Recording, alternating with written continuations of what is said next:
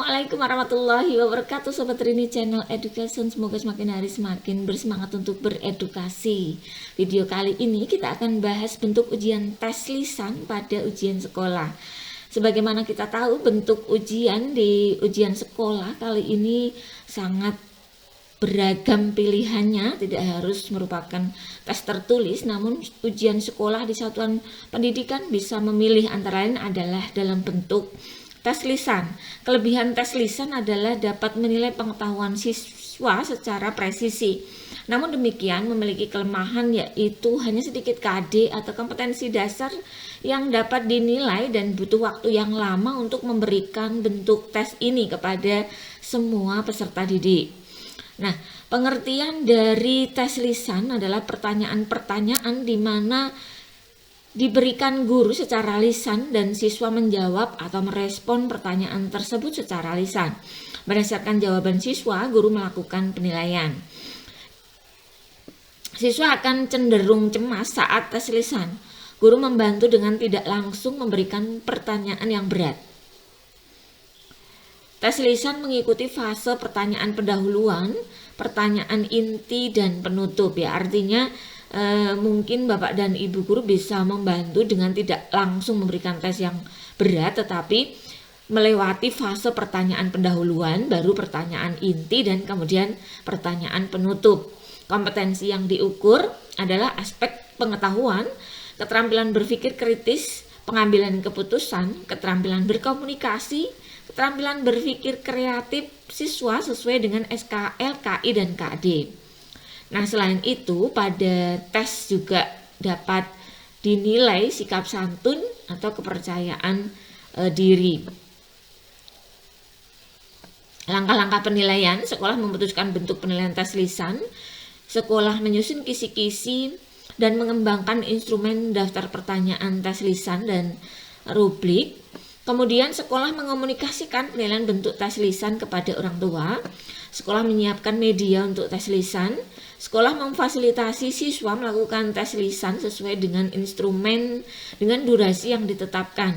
Guru melakukan penilaian dengan tes lisan. Nah, kisi-kisi tes lisan contohnya ini adalah misalnya standar kompetensi lulusan mampu mengaitkan antar pengetahuan dalam konteks lingkungan sekitar.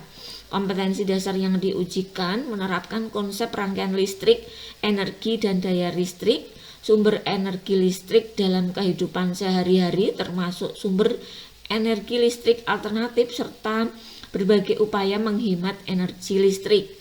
Materinya adalah rangkaian listrik, energi listrik, daya listrik. Nah, indikator keterampilannya diberikan permasalahan dan peralatan yang sesuai. Siswa dapat memaparkan rancangan percobaan untuk menyelidiki pengaruh beda potensial terhadap arus kuat listrik. Nah, ini tentu saja daftar pertanyaannya nanti mengalir Kemudian contoh daftar pertanyaan lisannya untuk pertanyaan awalnya, apa yang kamu ketahui tentang arus listrik? Kemudian menuju pada pertanyaan inti. Misalnya kamu hendak menyelidiki apakah tegangan pada lampu pijar berpengaruh terhadap kecerahan lampu, apa yang kamu lakukan? Nah, pertanyaan akhir adalah, adakah hal-hal terkait rangkaian dan energi listrik yang menurutmu penting tetapi belum ditanyakan? Nah, ini rubrik tes lisan untuk rubrik tes lisan itu sendiri.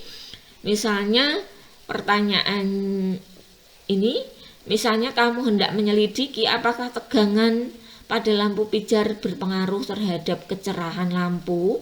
Nah, ini untuk skor tertinggi apabila siswa dapat menjawab dengan benar, membuat rangkaian listrik, mengubah tegangan lampu misalnya dengan pengubahan jumlah baterai lampu yang digunakan tetap, membandingkan nyala lampu pada berbagai tegangan dan seterusnya.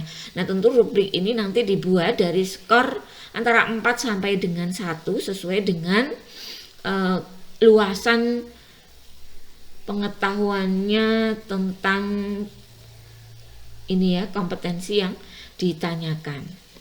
Nah, demikian Bapak dan Ibu, semoga penjelasan singkat dan sederhana ini membantu Bapak dan Ibu dalam rangka pelaksanaan tes lisan di sekolah Bapak dan Ibu. Terima kasih. Assalamualaikum warahmatullahi wabarakatuh.